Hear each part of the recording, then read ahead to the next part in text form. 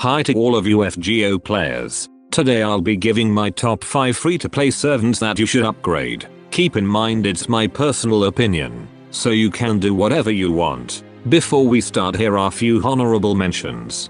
David, Robin Hood, and Uriel. David has amazing utility, Robin Hood can nuke anyone who's poisoned, and Uriel can wipe any male enemy off the map, and they all could be on the list if you want to. Anyways, coming at number 5 is Caster. Oh, how this guy came a long way compared to what he was at the start of the game. He is now arguably the best farming buster caster. His skill set is one of the coolest in the game. First skill is crit damage, debuff resistance and NP battery, not the only NP battery we will see. Second skill is protection of arrows. This skill is broken and we will see later why. And finally his last skill, which was a shitty disengage. But now, it's one of the coolest skills ever made. It increases his attack and basically kills him the next turn, but revives him with 3000 HP and 80% NP charge. Yes, that's right, 80%. And only on 5 turn cooldown, which can be abused by a certain fox.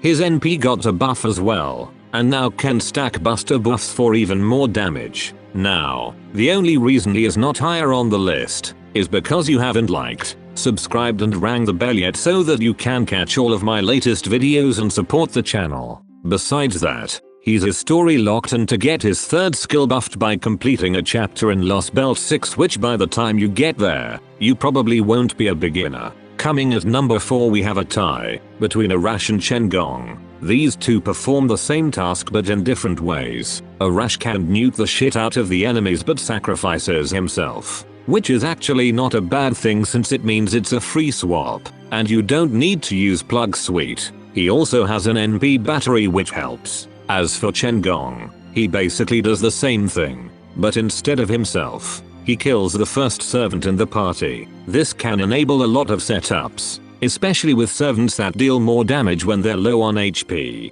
Also need to mention that Chen Gong also has a good skill set. He has a taunt, Waver's second skill and mana burst that further buff berserkers. Overall solid choices for farming or challenge quest setups, or to just get rid of the first wave of enemies. Coming in at number 3, and this is one of my favorites, we have Hans Christian Andersen. This guy is a shooter, with Dio's voice actor. That should be enough, to be honest. If that's not enough, then let's look at his skill set and NP. His first skill is a strong crit buff for everyone. Second skill is basically free NP, and third skill used to be a shitty innocent monster, but now, oh boy, now grants 15 stars and 10% NP charge for a certain ally, on a 5 turn cooldown. That's just insane. And finally his NP, which got buffed. It's an 80% chance to give 20% attack, defense, star gen up, and HP general, which is always guaranteed.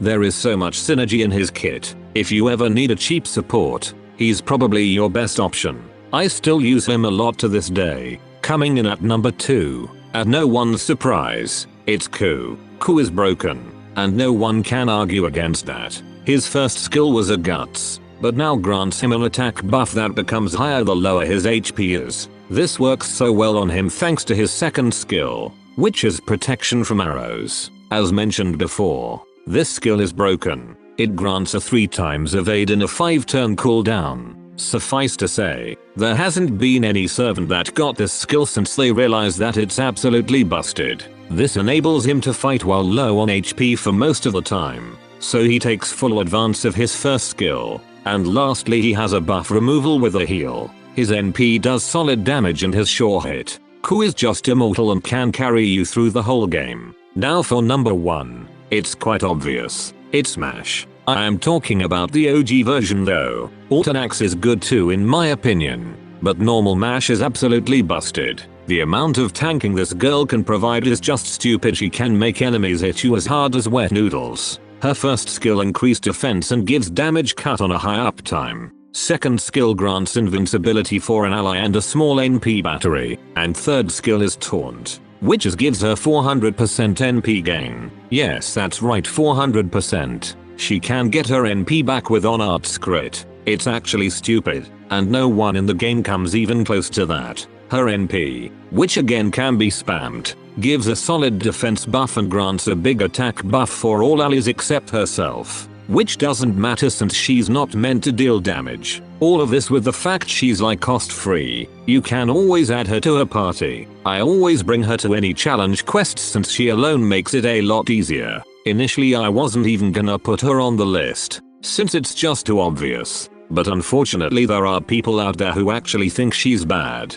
Also she really easy to level up. Upgrade your Kohei. Now, that's it for this video. Be sure check out my Servants in 60 Seconds series. Now like and subscribe for this shitty channel. Bye.